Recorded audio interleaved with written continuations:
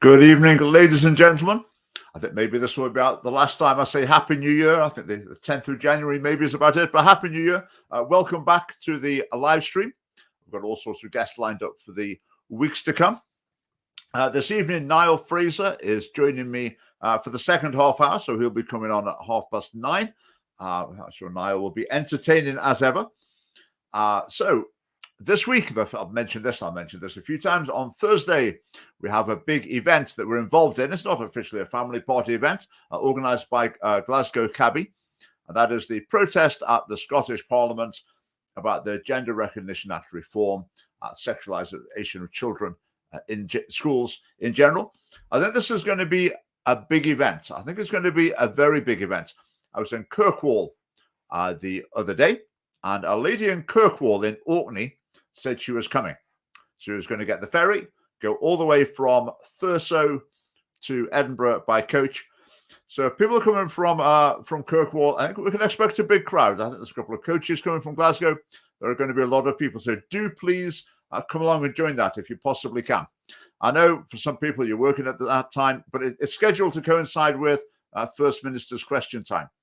Those of you who've been frustrated that you couldn't come this time, we'll be looking at something else on a Saturday before too long, possibly in Glasgow. We'll see. We shall see. But please do make every effort to come. It's going to be quite an event. Our star piper, Danny Smith, is going to be leading off proceedings. And then we've got a lineup of speakers. We've got Glasgow Cabby speaking. I'll be speaking. Niall Fraser will be speaking. That's always something not to be missed. Stuart Waitham, sociologist from Abertay University, will be speaking. Katrina Taylor, retired headmistress, will be speaking. Who else have we got on the list? We've got David Scott of UK Column. Again, he's an excellent speaker. Very good. We've got Pastor Arthur O'Malley will be speaking. Arthur O'Malley, if you haven't heard him before, passionate doesn't begin to describe Arthur's presentation. So I mean, don't miss him. He's absolutely fantastic. There's maybe another one or two who've slipped my mind at the moment. And the other thing we're asking is people to bring along things to make a lot of noise. Anything that will make a lot of sound. We'll have some interludes of high volume as well. There's already talk of a counter-protest being planned. There's a little advert for it. It's quite funny, actually. It says they're going to have, what do they call it? A cabaret or something. So anti-hate cabaret or something. Well, good luck to them finding anyone hating anyone, but that's over to them. But the advert for the counter-protest is actually quite amusing. At the bottom of it, it says something like, wrap up warm, bring some water, and bring some snacks to eat. Isn't that quite interesting? I mean, it's like treating adults like children. But isn't this often what these people want to do? They want to treat adults like children and children like adults. But I was quite amused by that. I might mention it in my speech. I might speak to them, however many there are at the counter-protest, and just pointing that out to them, that they're treating adults like children and children like adults. Now, we've been in the news quite a bit with the family party. Just before Christmas, we had a protest at the Parliament. We got some brilliant photographs. A family party member came along with his camera, very, very good pictures. And the freelance photographers and media photographers got some great shots as well, including one that was completely unposed. It was a bit coincidental, where you probably saw it. I was standing there with a man can't become a woman simple placard. And there was a young lady who was sort of looked like she was wagging her finger at me, being a bit angry. I mean, to be honest, she wasn't really being particularly unreasonable, but the photograph made it look like she was being a bit aggressive and unreasonable. And that photograph was on the front page of the Scotsman. I think it was front page of I think it was the Times and the Telegraph in Scotland. It was in lots of other newspapers, and it was in the Hindustan Times. I think that was our first appearance in the Hindustan Times, which is a publication in India, needless to say. So that picture went far and wide. But since then, in the National in particular, it seems like virtually every day there's a mention of the Scottish Family Party. We're always hostile. Obviously, there's always someone saying there are really terrible people around. Just look at the Scottish Family Party. It's not really that sort of article, but it's interesting because people say when you're dealing with a group that you really don't like, your first approach normally is to ignore them. Then when that doesn't work, when they get an attention even when you ignore them, then you then have to move on to demonizing them. So I feel maybe the balance is tipping a little bit in some sectors of the media from ignoring to demonizing. And that's good. That's good. That's all part of the process. So we're delighted to see that. So we're looking forward to more mentions in the National and other newspapers coming up. So say that protest Thursday, 12 o'clock, 12 noon, in front of the Parliament. We're going to be, I think, a very big crowd. Now, I wouldn't like to make an estimate, but I think it's going to be far bigger than anything we've been involved in before. And when you do come, that's been positive, isn't it? So when you do come and find us, find someone from the family party, get a family party flag, get a placard, get some leaflets to give out, and then you'll be able to literally fly the flag for the family party there and let more people know what we're all about. Now, I've been thinking about my speech. I haven't written anything down yet, but part of what I was thinking of saying was, for example, with the Gender Recognition Act reform, a huge portion of the population are looking at that and just thinking, this is just crazy. How did we get here? It's just completely bonkers. A part of what I think I'm going to try and say is to encourage people not to think, this is a standalone thing. Suddenly this crazy idea has come out of nowhere. Well, that's not the case. This is part of a whole broader ideology that's got lots of aspects to it and has been gaining ground in Western culture for 60 years. So we're trying to encourage people to look beyond the single issue, to look at the broader agenda behind it and what the Scottish Family Party offers, for example, in contrast to it. So that will be part of my speech there. Right, the other thing you'll have seen we've been busy with, we've had a little tour of the Highlands. Neil Deepnarain, the Edinburgh chairman and party secretary, came with me, and we had a great tour. It was really good. We went to Kirkwall, first of all. Our ferry was cancelled, but fortunately we could get one the day before. And we had a meeting in Kirkwall that was cancelled twice. We had 3 cancellations after 2 events, which is a record even by Scottish Family Party standards. So our local contact, Leroy, who did a great job, lovely chap, great to get to know him, and his wife as well. So he booked up a hotel, and people were bragging on social media, ha ha ha, we've reported you, we've got you cancelled at your hotel. But then guess what? The hotel didn't cancel us because of all these complaints. The hotel cancelled us because they had a leaky roof in their function room. Okay, now I'm not saying anyone's lying. I'm not saying anyone's not. I'm sure that's absolutely the truth. But just by remarkable coincidence, people were bragging that they'd got us cancelled through complaining, and then the hotel had a leak. So we've got venue B, got a new venue lined up. And again, people were bragging, ha ha ha, we've contacted the hotel, we've got you cancelled. But no, that's not true. That hotel accepted the booking, but then they realized they'd double booked by mistake. They'd got mixed up. So again, far be it from me to suggest they're lying through their teeth. So obviously all these people complained, but then just by coincidence, the function rooms were out of action in any case. So the second venue, we met outside it. It was too late to publish a new venue. So we met outside. There was a dozen of us. So I just went in to see. And there was a big, long table free in the bar area. And I thought, if we pulled up a few more chairs, we could probably squeeze around that and we could go ahead with the meeting there. So I went up to the bar. They'd already said, we've made a mistake with our function room. So I said, look, I think we'll fit here. This big table here, I think we could get a dozen people around it. And the young lady at the bar said, no, you can't. I said, but the bar's open. There's people in it. The space is there. We'd like to come in, buy a drink and sit around and have a chat around that table. She said, no, you can't do that. Why not? Because we're short-staffed. We haven't got enough staff to serve you if you come in. Again, far be it from me to suggest people are just lying through their teeth, but that's what happened there. Anyway, I'd never been to Orkney before. I want to go again. Fascinating place. St Magnus Cathedral was absolutely amazing. Anyway, so then we went over to Thurso, a local contact there as well. Again, did a great job setting up the meeting, Robert there. So went to Thurso. He got the hotel booked, and you'll never guess what happened. They cancelled as well. Now, I actually phoned Robert. I said, look, we've been cancelled twice in a day on Orkney. So this booking, there will have been people complaining. They'll try to get us cancelled. Maybe just phone them up and check. So we phoned them up. This would be about 4 hours before the meeting. So we phoned them up to check and said, is this still okay? They said, yes, don't you worry about us. Then it gets to about 2 hours before the meeting, cancelled as well.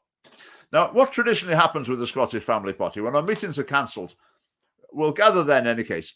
And almost every time, someone says, oh, I know somewhere where we can go. And we go to a venue that's often just as good, if not better, and often doesn't cost anything. And that's what happened in both of the cases on that. So the protest, what they achieved actually was a bit of publicity for us, and it saves us money on actually having to pay for venues because we've got free venues instead, which was good. But the people cancelling it is interesting. There's quite a movement on social media trying to make sure that was done. The people doing the cancelling, gloating about the cancelling. One was a lady who runs a sort of, what do you call it, like domestic abuse charity that's got a shop front on the high street in Kirkwall. It's covered in LGBT, every type of flag for every type of gender identity you can imagine, a rainbow Christmas tree, etc., etc. So the lady who worked there was encouraging that, etc. So we've been wondering about what to do about cancellations in the future. I'm becoming a little bit of an amateur lawyer at the moment. That's a story for another day. And if I can nail down the law about cancelling events because of someone's political beliefs, as far as I can understand, it is illegal to do that. You're contravening the Equality Act.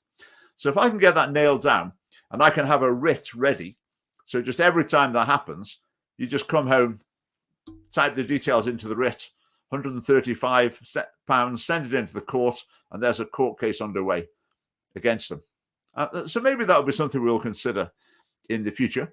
I've also thought as well, maybe I should go to the Equality and Human Rights Commission and say, right, this seems to be infringing the Equality Act. It keeps happening to us. What can you do to help us? I can imagine what the answer will be. The answer will be something along the lines of, well, of course we're not going to help you. You're the wrong sort of person. You're on the wrong side of the debates. We don't help people like you. That's almost inevitably what will happen. But I might ask, in any case, because we need to think about a tactic to deal with this this repeated cancellation that we're being subject to. So in Orkney, we had 12 dozen people came along. In Thurso, we were, let's be precise, 29 people were in Thurso. That was fantastic. Then we went down to Inverness, and I gave a talk on Christians in politics. It wasn't a family party event. Gave a talk on Christians in politics after a church service at the Free North Church in Inverness. How many people will be there? 40 odd, maybe. Just half an hour. People were very interested, very engaged. Really enjoyed doing that as well. During the last 12 months, I think that might be church number 8 that I've been to speak or to teach or whatever about politics, Christians and politics. And if you're in your church, this might be an idea to suggest in your church. What they did at the Free Church is they have an evening service, and they did the evening service, but finished a little bit earlier than they normally would. Then had their tea and coffee and cakes. And then after them, while people were sitting having their teas and coffees, whatever, I just did half an hour. I just spoke for 20 minutes, questions for 10 minutes. And that was that. So that's just an idea, a model that might be worth suggesting in your church or other faith gathering as well. Just the thought. Right, a couple of other things from the tour. I met someone in the tour who was talking about their neighbours. They've got quite difficult neighbours. Actually, I won't go into that. But they've got a cat, and the cat's called Twinkle. And the child who lives in the house next door said to the family party supporter, they said that Twinkle doesn't answer to her name. So they're thinking she might be transgender. Okay, how about that then? A child thinking that their pet cat might be transgender. All right, what world are we creating for young people? I spoke to another gentleman who worked in a school who had some absolutely horrific stories about bad behavior and about the frustrations of staff feeling that their children have got the upper hand, the staff can't be firm with them. Basically, the children are ruling the roost. It's making them miserable. It's making the staff miserable, and no one's learning very much. So that was very interesting. We met a lot of interesting people on our travels. Now we'll look to go back to those places. It would be great if someone comes forward to take local responsibility, be a branch chairman. There are places we're always looking for election candidates as well in particular locations. So we'll be trying to follow up on those meetings as well. The other thing as well is new members. Some people signed up as members of the family party. That's always brilliant. So maybe if you're at those meetings, maybe if you took a form away, thought I'll do it later, or maybe now's the time. But do go to our website, do join up and become a member. Right, that's a little update on what's going on. A few other issues that have been in the news. Where shall I start? Well, you might have seen the case in England where a lady has been arrested for maybe praying near to an abortion clinic. Have you followed that one? So these buffer zone laws have been introduced in some parts of England. This lady was standing near to an abortion clinic, outwardly not appearing to be doing anything, not saying anything out loud, not with any placard or anything like that. Just standing there. The police came along and said, "What are you doing? Are you praying?" And she said, I might be. So she was arrested and now is facing, I assume she's going to be charged as a result of that. Now, how mad is that? Well, it's worse than mad. I don't know what the right word is. How shocking is that? How shocking is that? The police saying to someone, "Are you praying?" "I might be." Carted off in the police car and arrested. Now, if you'd have suggested that to someone 30 years ago, 20 years ago in Britain or in Scotland, they probably would have said, "Don't be ridiculous. How could that possibly happen? Don't be stupid. That's never going to happen here." That's the sort of thing you might hear about going on in some atheist communist country or something. But that's what's happening in England. And that's what's coming to Scotland as well. With any of these things, you can always bet your bottom dollar that the Scottish version of this sort of law will be worse than the one in England. That will always be the case. I mean, England, bad enough. Scotland, I say, it will be even more extreme. I mean, the proposal for the buffer zone law in Scotland, up to 6 months in prison for just standing within a certain radius of an abortion facility. So, yeah, quite shocking. I say we'll see what happens as that comes to Scotland. My understanding is that quite a few people involved, individuals in Scotland, are going to carry on regardless, and they'll be arrested. And then, well, let's see what happens then. Right, just continuing on the pro-life theme. I had a couple of chats over the last couple of months, maybe, with people who sort of broadly agree with a lot of what the family party says, but they're not quite sure about the pro-life bit. It's always interesting listening to people's takes on that. Now, one of the people will say, "What about the person who's raped? The young woman is raped. What about that situation?" And I think the answer to that is always, I think that person, people who bring that up as the first consideration, I think what's at the forefront of their mind is empathy towards a woman in a difficult situation. I think that's uppermost in their mind. Right. Is that a noble sentiment? Empathy with a woman in that very difficult situation? Well, obviously it is, isn't it? So that doesn't reflect badly at all. In fact, it reflects well on the person who's concerned with someone in that situation.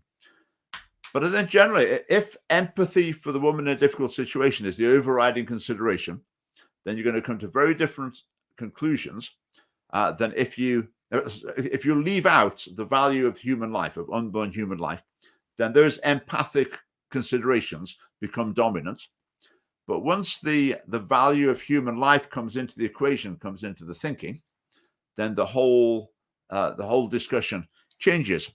So that was just an interesting insight to me. It just reminded me that what we need to do with a lot of people is to introduce that element into their thinking about abortion, because it can tend to be absent, because it's generally absent in discussion of it in Scotland.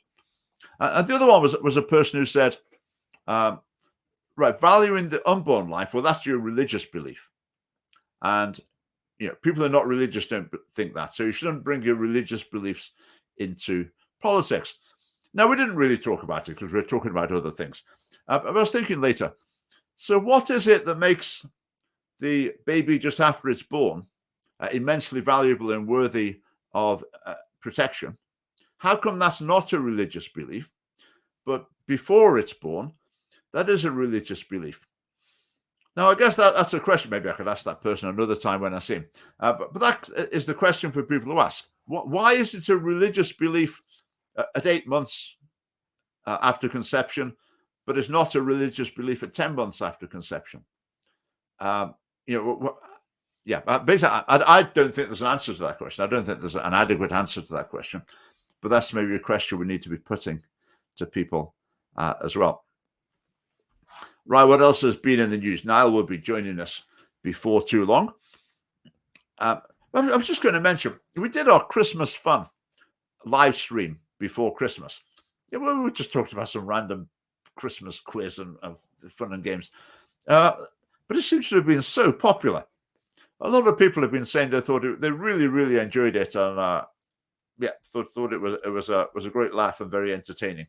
So, I mean, maybe we'll think about doing something again on a special occasion along those lines. I enjoyed it, but a lot of people have been saying they thought that was very entertaining. So hopefully we can put on something like that even when it's not Christmas as well. Watch this space.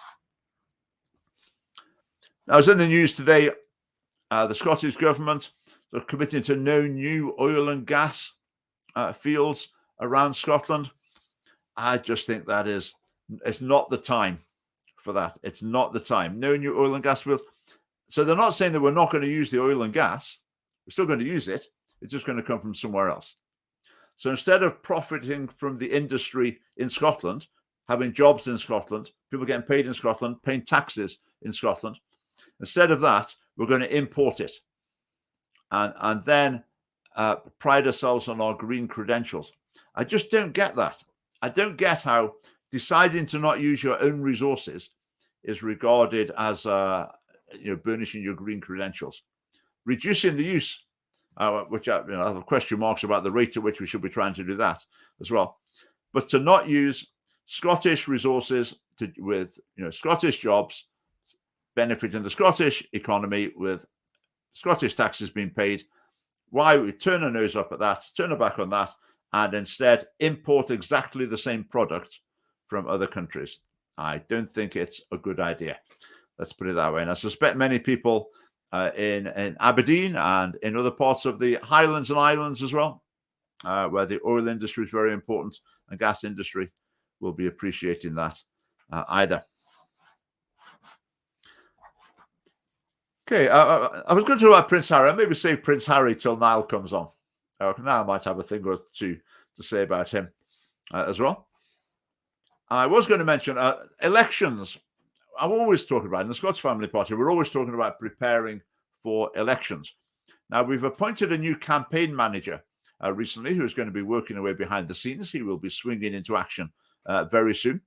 So branch chairman will be starting to think about candidates for particular constituencies. And before long, in the next few weeks, we will be commencing candidate training. That will be something like maybe an hour a fortnight or every, I don't know, it's not sort of intensive, but we will be starting some sort of online candidate training sessions. So now is the time to be thinking about that, whether or not you would like to join in. There's no commitment. Obviously, if you just think you'd like to come along and explore and see what you think, that'd be great. I'm a bit rusty with the live stream. I've just remembered there's such a thing as comments, isn't there? I haven't got them showing on my screen, and there's quite a lot of them. Right, sorry about that. Right, I've got the comments now. Now let's have a look at some of those. Live stream seems to not be on Facebook. Okay, according to my screen, it's saying that it is. Maybe someone else could check that. Is it on Facebook as well?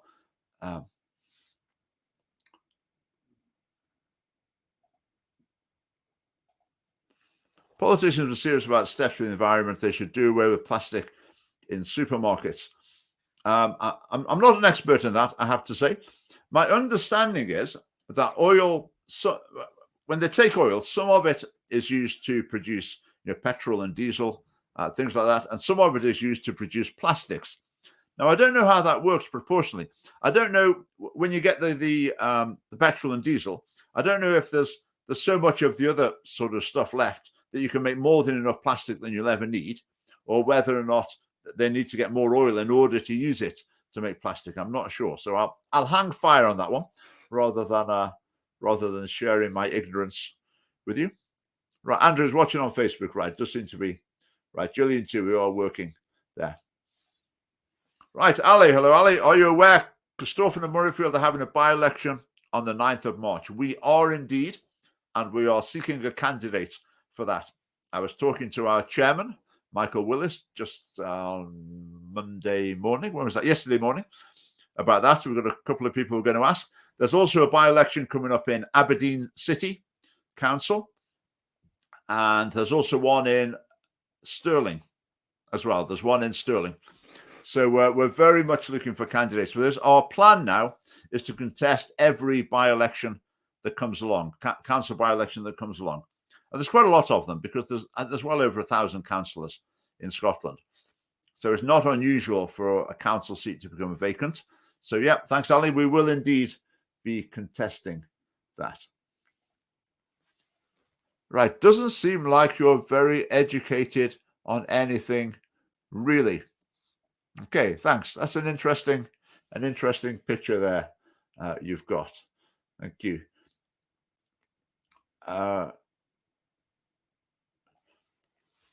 Right, ultra-nationalist. Well, I'm not quite sure about that title.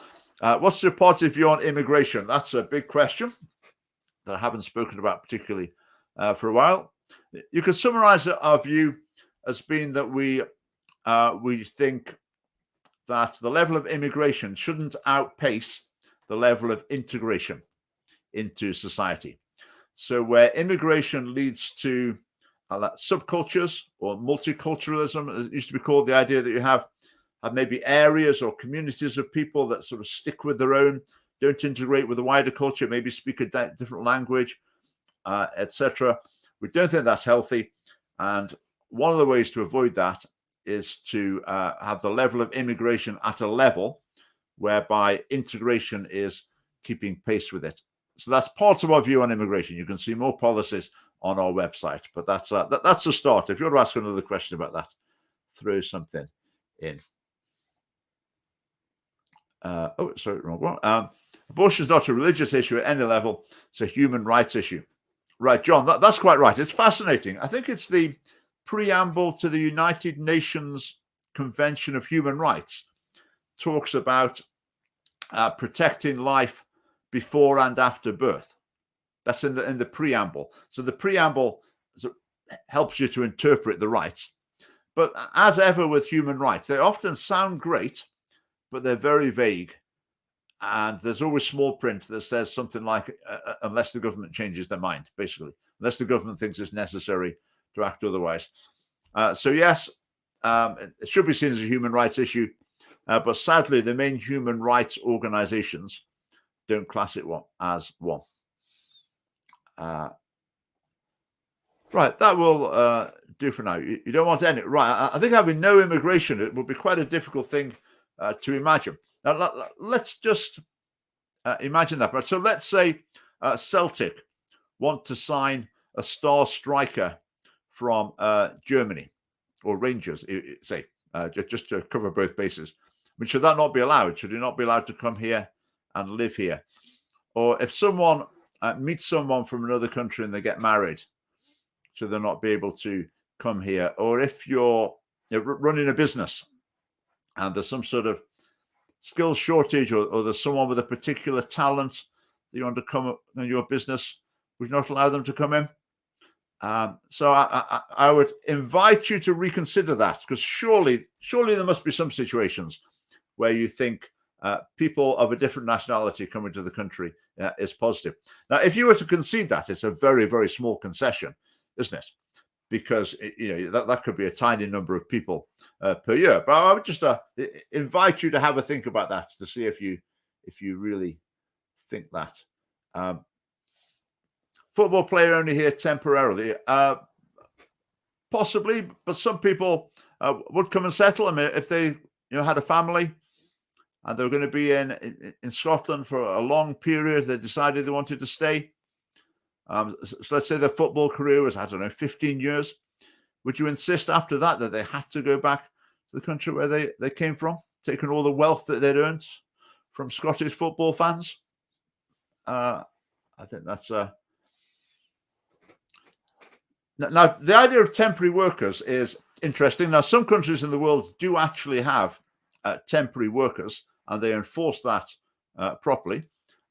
I believe the situation in Britain is that basically we haven't got the willpower to actually enforce the idea of temporary workers, because people have got so many human rights and rights to appeal or whatever that it doesn't really get enforced. But the idea of temporary workers, I think, is appealing. I think it's something that should be on the cards. But the best solution to a lot of labor shortages is we need to get people working who already live here, because there are a huge number of people. I forget the figure. Is it something like 20% of people in Scotland are classed as unable to work? People of working age are classed as unable to work. Now, I find that quite difficult to believe. There's a lot of people, social problems, or they've adopted lifestyles that just meant they're just in a bit of a mess and they're not able to get their act together, work and hold down a job. I think that's something that really needs addressing as a top priority for the good of the country, but also for the good of the individuals as well. Working is a vital aspect of life, of human experience. And if people are not working, that has very negative effects on them. So I think bringing more of the population into employment, I think, would be very beneficial. Those who ought to be working, if they're on benefits or whatever, if people choose not to work for other reasons, like bringing up a family, for example, that is a different matter. Right, let's have a look at another question. Very interesting picture. Right, we can't vote our way out of this. Right, if we can't vote our way out of it, then to some degree, the Scottish Family Party becomes redundant, because we're operating as a political party. The central bankers will see to that. They own every mainstream political party front bench. They all dance to their tune. Now, this is quite a common belief that international external influences have huge influence over elected leaders in a lot of countries. Right. Do I agree with that? Yes. Yeah, I do. I think sometimes it's not so much like authority, it's just influence. So I think a lot of leaders of Western countries, they get elected, but then when they're elected, they don't think their mission is to listen to the people and do what the people want. They think their mission is to bring the people in line with what various international bodies are wanting. And I think that is a denial of democracy. It's a failure of democracy. Like Nicola Sturgeon, whose opinion does she value most? The Scottish population, or the EU, or the United Nations, etc., or the World Health Organization? She's far more concerned about getting a pat on the head from these international bodies than she is about listening to the people in Scotland. In fact, she sees it as her job to take the message of international consensus opinion, establishment opinion, and to bring the people of Scotland up to speed on that, to bring them into line with that international opinion, which I think is a democratic problem. And as a Scottish Family Party, we would have nothing to do with that at all. So if United Nations or whoever else wants to come along and say, this is what we think you ought to be doing, we'll be quite prepared to say, thank you very much for your advice, but that's not what we want to do here. We're going to do something completely different.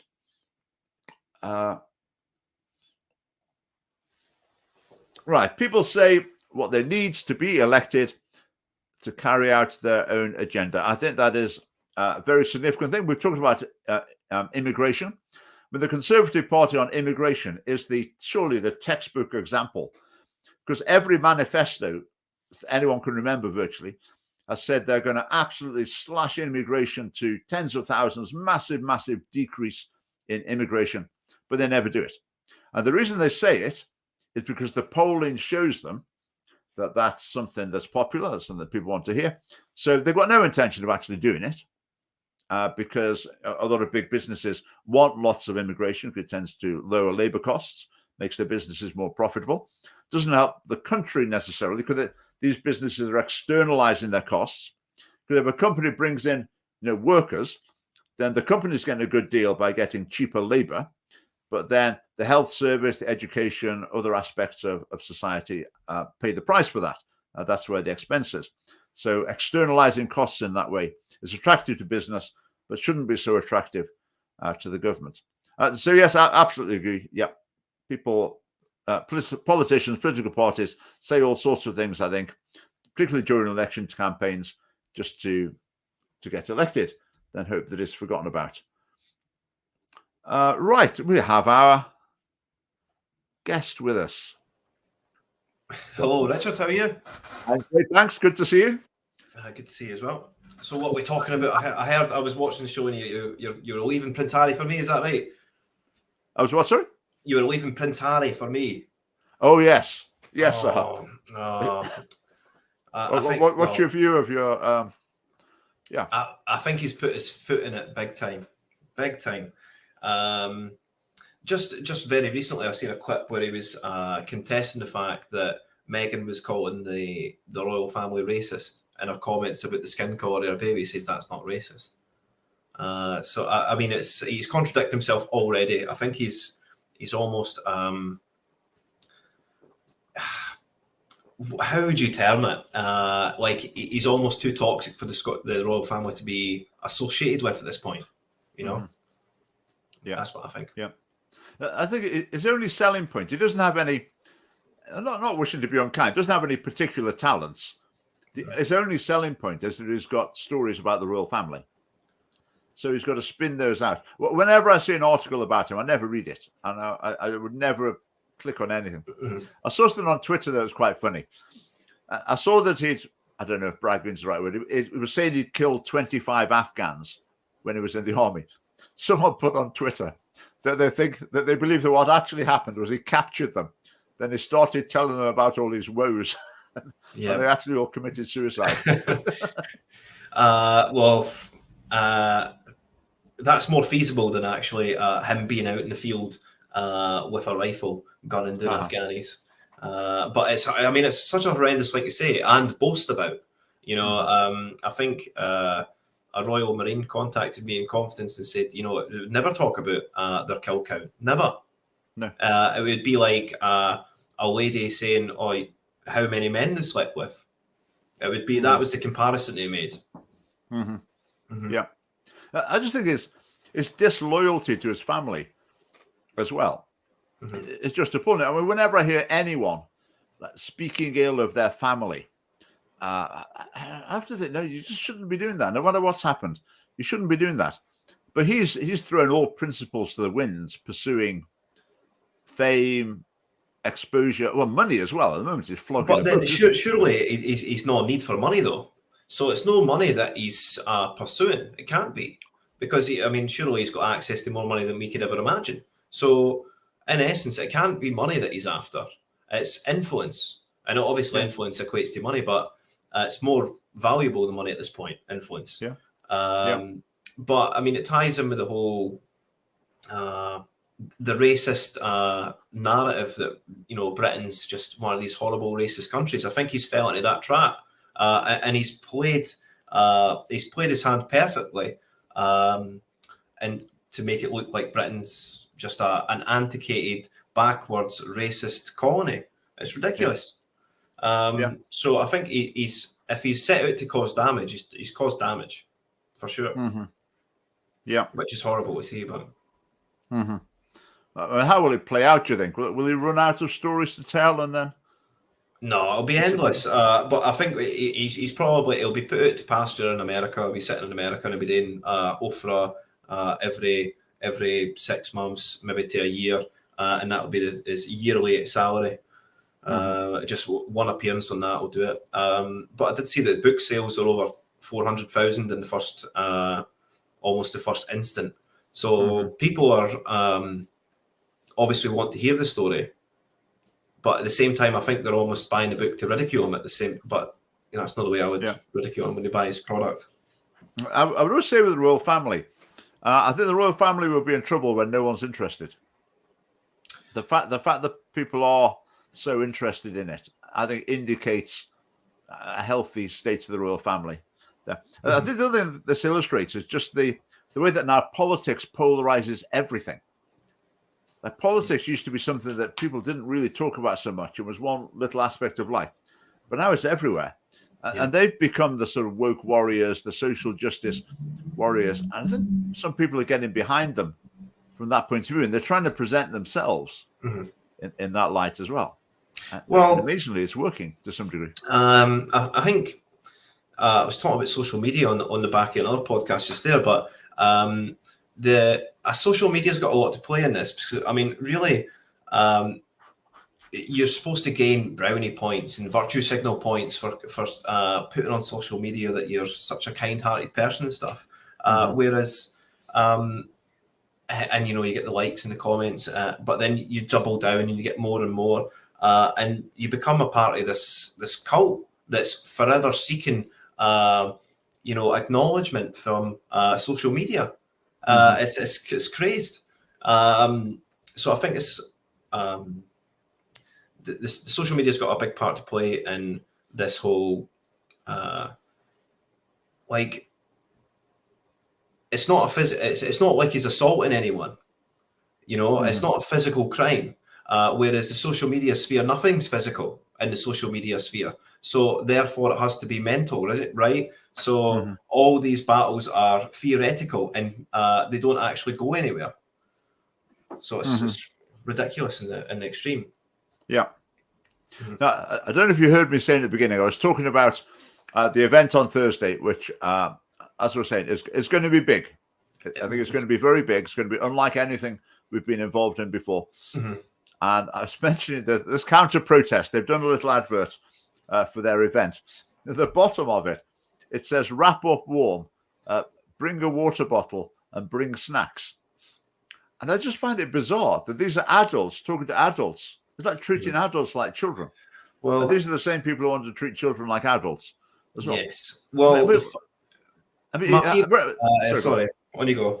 Now, I'm just going to say, the other thing it made me think of, anyone who speaks to a group of adults saying, "Wrap up warm, bring a water bottle, don't forget your snacks." Now, when it came to the pandemic, I was more mainstream than some about masks or whatever. I got fed up with them. I thought they were unnecessary they went on for too long or whatever.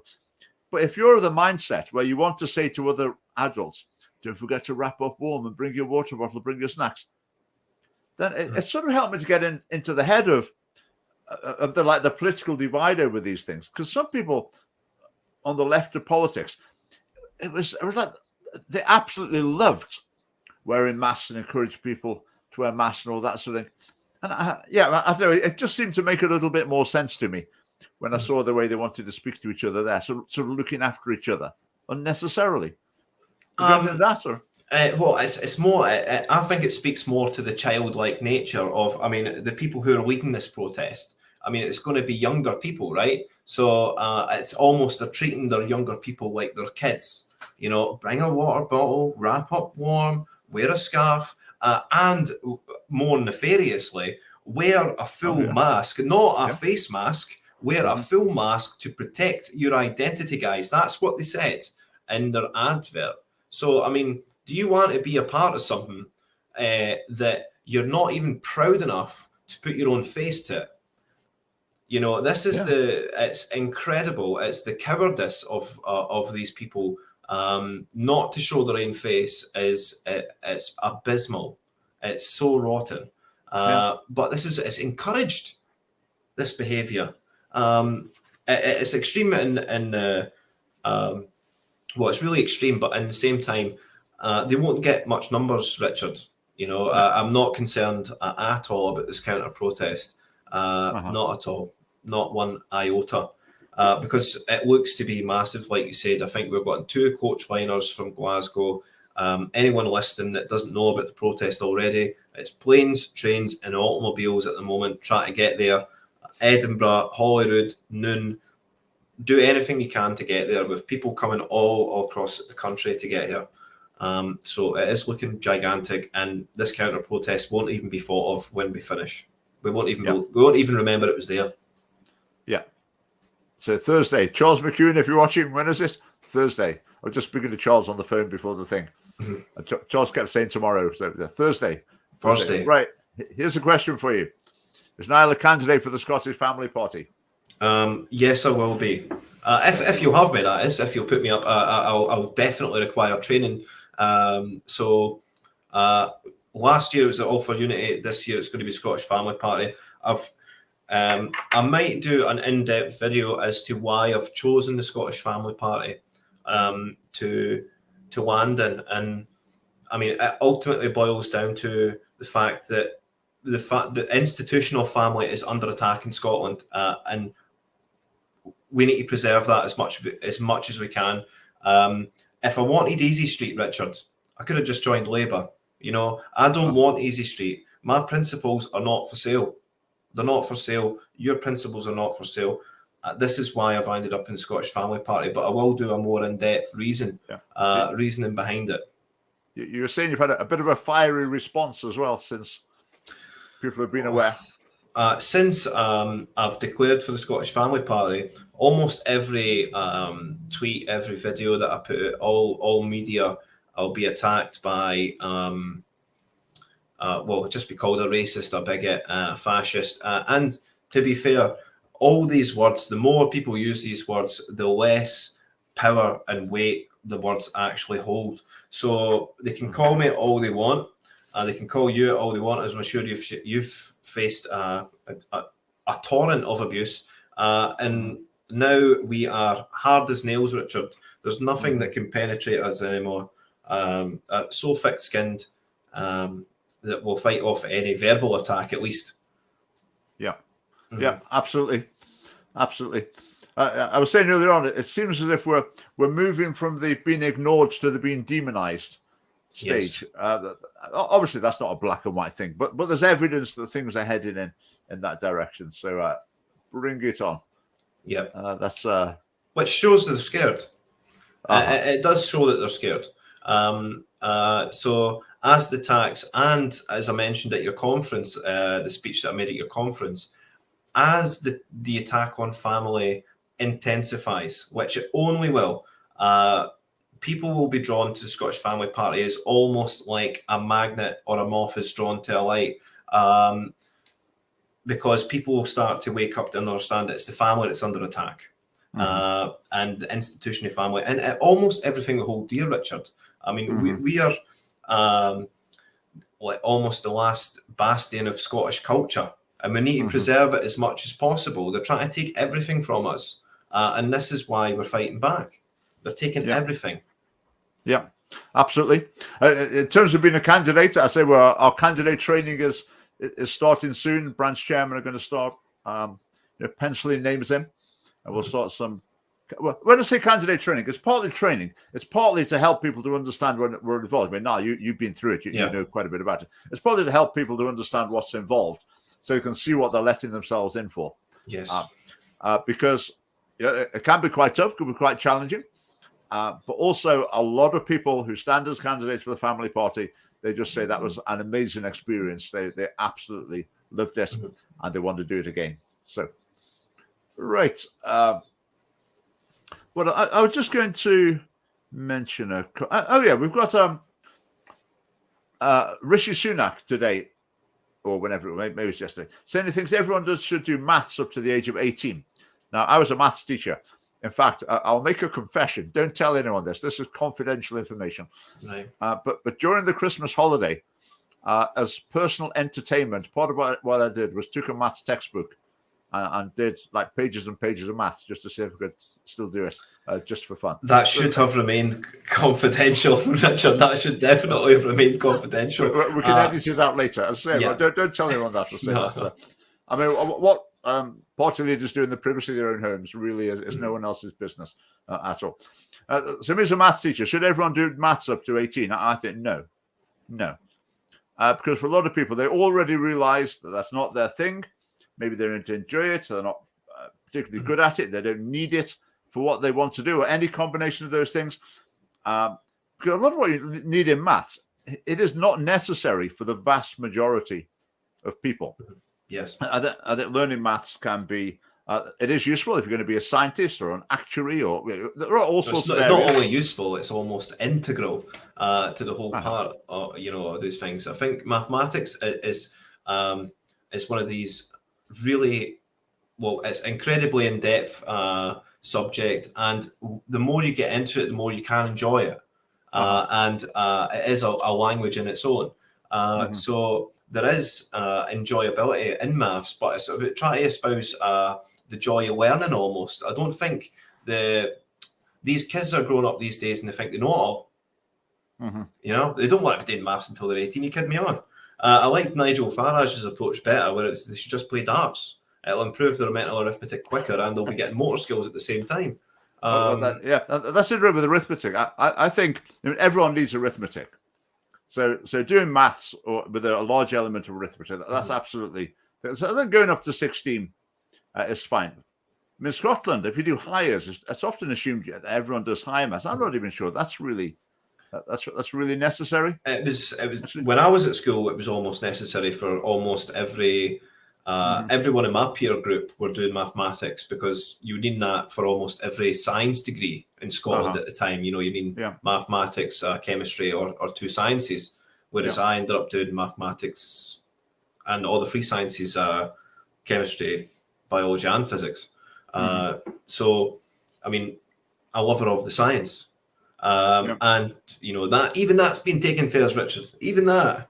My love for science has been eroded daily with the new science that come out. The new science. I can remember with when I was teaching, you get some boys who'd be extremely intelligent, really, really good, but they were not interested in maths at all.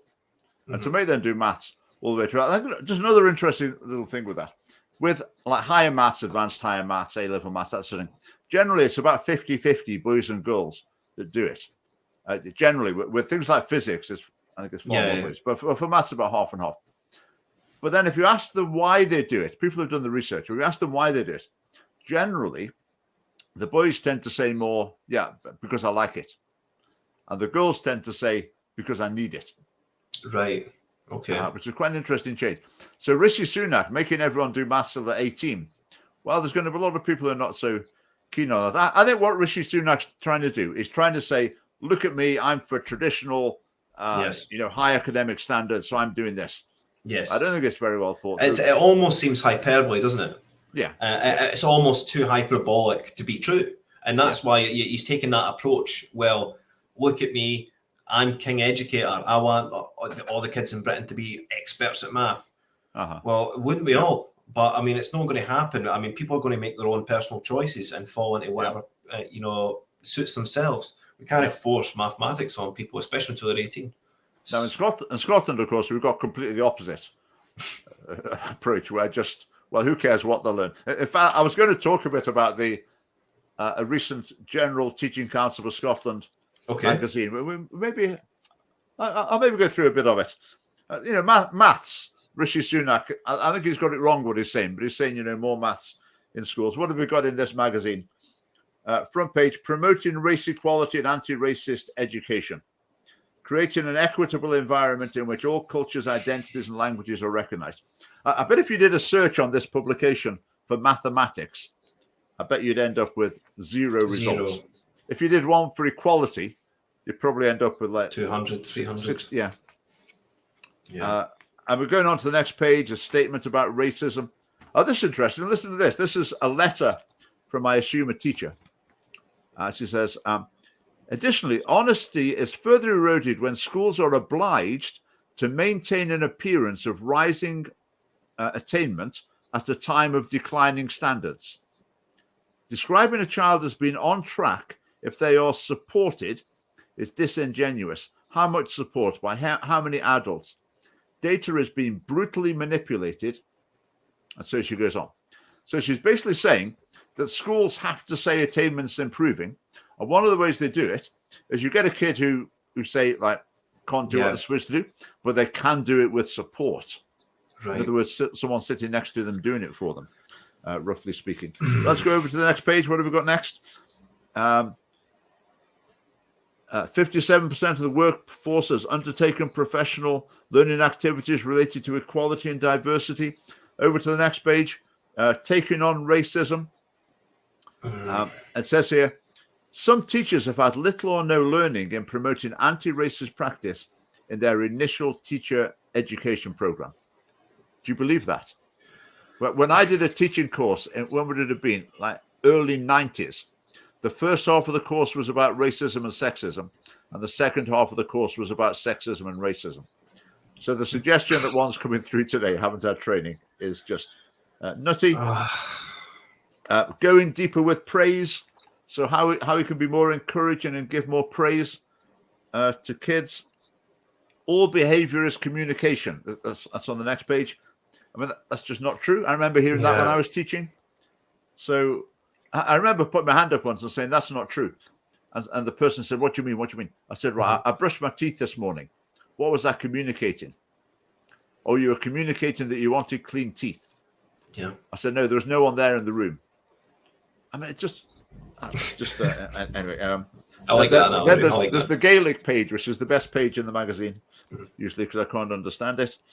Then there's a page about children's rights, pioneering spirits in equality and diversity, building racial literacy. And all of these programs cost us money. Yeah. So, I mean, we're charging ourselves and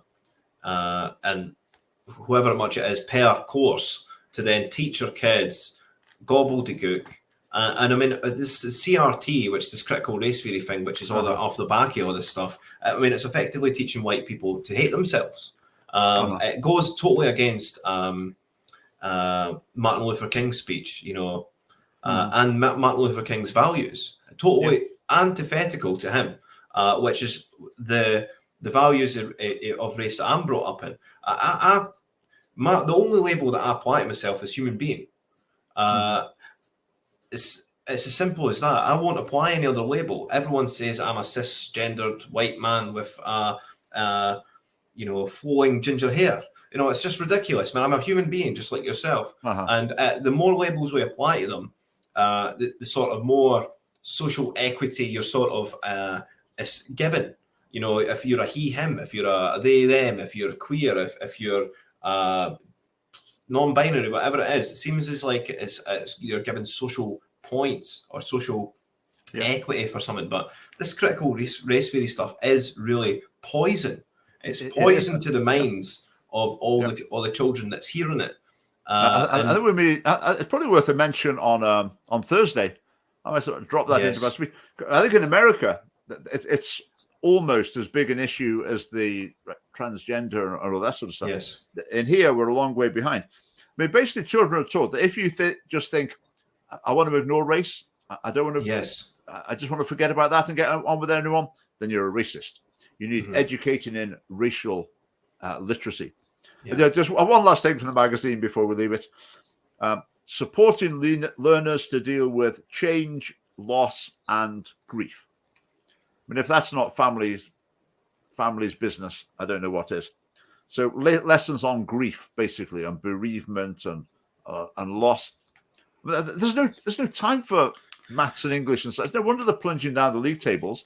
There's no time for any proper education. Because when I was at school, it was 8:45 was your attendance, then it was maths, then it was English, then it was your sciences or modern studies or whatever it is. There was no space in the curriculum for an hour out to talk about how you feel. It was just you get on, you do the work and you go, hey, come on. I bet physical education's in the bin as well.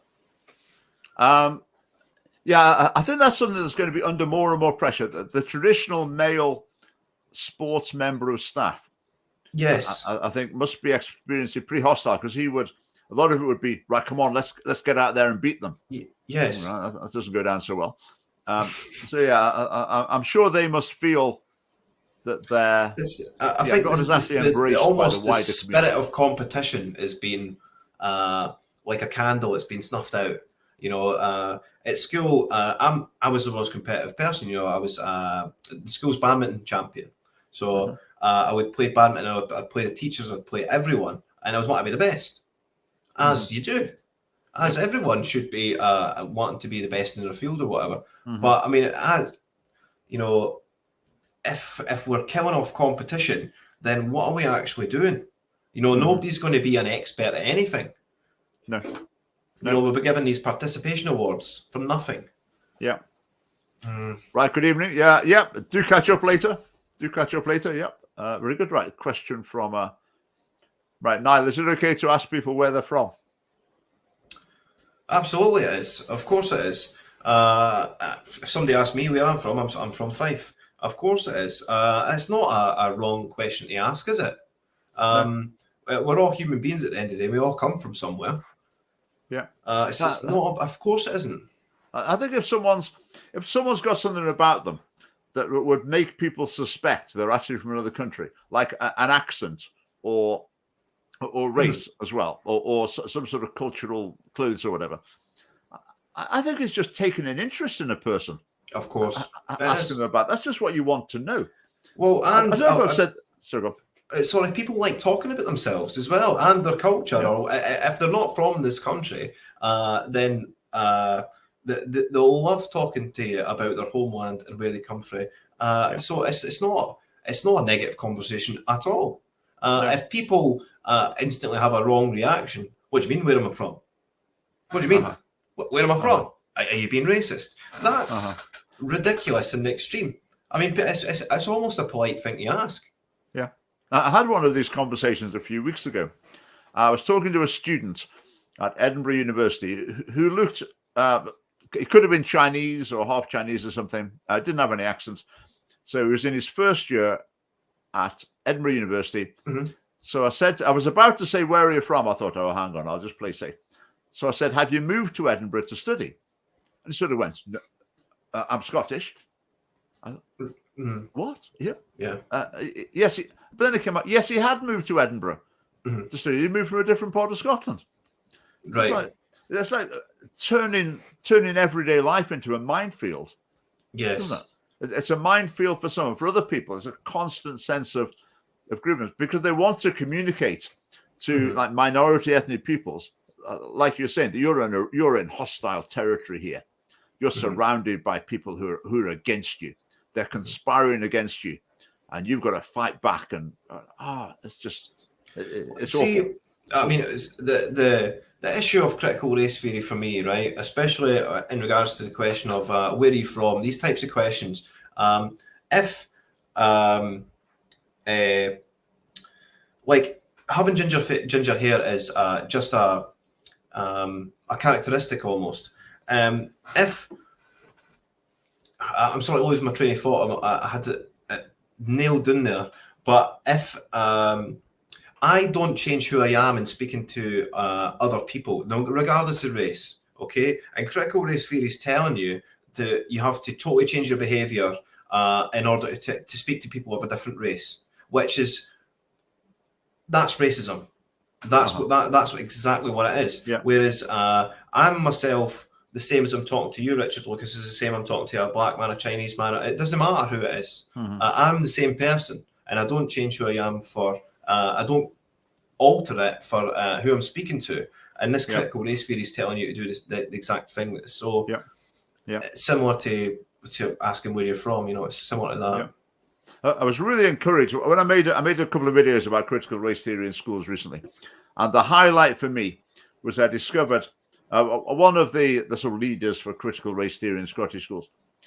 She was a bit annoyed with minority ethnic teachers in Scotland because they kept saying to her, "We don't want special treatment," and she was really fed up. She was saying, you know, basically these people need educating in racial literacy. If they think they don't need special treatment, we need to educate them. Double special treatment. Yeah.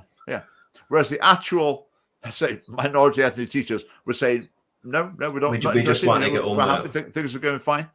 So there's hope. There is hope. Right, time has flown by. Yes. So we will look forward to seeing you all on Thursday in front of the Scottish Parliament at 12 noon. I say it's going to be, I've said this a few times already, it's going to be a very, very big event, and it would be great to see you. Is your speech written, Niall?